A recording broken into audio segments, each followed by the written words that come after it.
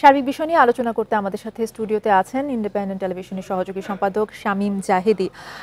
জনাব শামীম জাহিদি, আমরা যেমনটি আমাদের সহকর্মীর কাছ থেকে শুনছিলাম যে জনাব হারুনুর রশিদ সাম্প্রতিক বিভিন্ন বিষয় নিয়ে আসলে আলোচিত ছিলেন এবং তাকে অন্য দপ্তরে বদলি করা হয়েছে।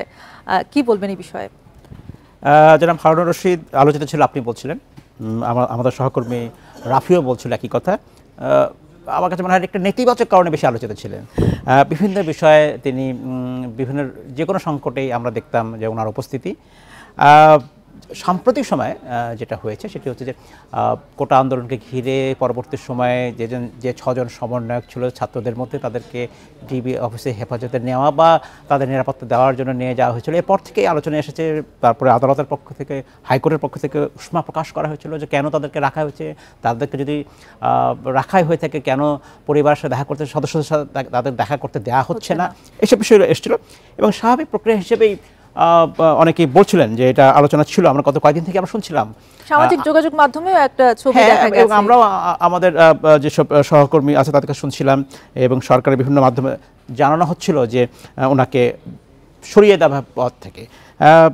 হ্যাঁ, সেটি হয়েছে।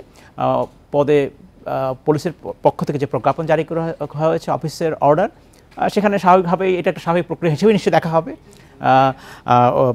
অতিরিক্ত কমিশনার পুলিশ হিসেবে উনি ডিএমপিতে আছেন এবং আরেকটি বিভাগে সম্ভবত ক্রাইম, সেখানে গেছেন।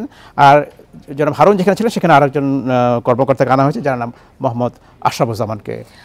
জনাব জাহিদি, আমরা আরও একটা সংবাদ দেখছিলাম যে প্রাইমারি স্কুল খুলে দেওয়ার বিষয় এবং ফেসবুক, টিকটক, ইউটিউব আজকে থেকে কিন্তু খুলে দেওয়া হয়েছে, যেটার কারণে 17 জুলাই থেকে আসলে ইন্টারনেট বন্ধ ছিল এবং তারপর থেকে কিন্তু যারা সামাজিক যোগাযোগ মাধ্যমে ব্যবসা পরিচালনা করতেন, ক্ষুদ্র উদ্যোক্তা যারা, তারা কিন্তু ব্যাপক ক্ষতির সম্মুখীন হয়েছে এবং আজকের পর থেকে কিন্তু তারা কিছুটা স্বস্তিও প্রকাশ করেছেন, যেহেতু আজকের পর থেকে তারা ব্যবসা। নিঃসন্দেহে একটা ভালো উদ্যোগ, কারণ সবকিছু যদি আমরা বলবো জনগণের স্বাভাবিক অবস্থা ফিরে আসছে, যখন এই ব্যবস্থাগুলো সকল ধরনের বিধিনিষেধ উঠে যাবে, তখন উঠে যাবে। যেমন স্কুল শুরু হলো, আশা করা যায় প্রাথমিক বিদ্যালয়, এরপরে হয়তো উচ্চ বিদ্যালয়, মাধ্যমিক বিদ্যালয় খোলা হবে, মহাবিদ্যালয়, বিশ্ববিদ্যালয়, এভাবেই খোলা হবে।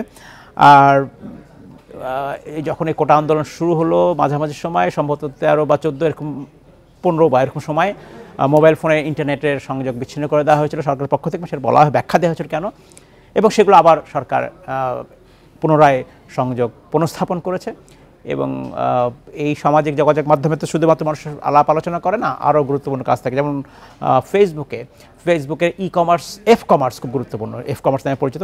অসংখ্য নারী, বিশেষ করে নারী উদ্যোক্তারা এর মাধ্যমে কাজ করে এবং তাদের একটি সংগঠনের পক্ষ থেকে বলা হয়েছিল যে এই বন্ধ থাকার কারণে কদিনে তাদের প্রায় 600 কোটি টাকার ক্ষয়ক্ষতি হয়েছে, ব্যাপক ক্ষতি।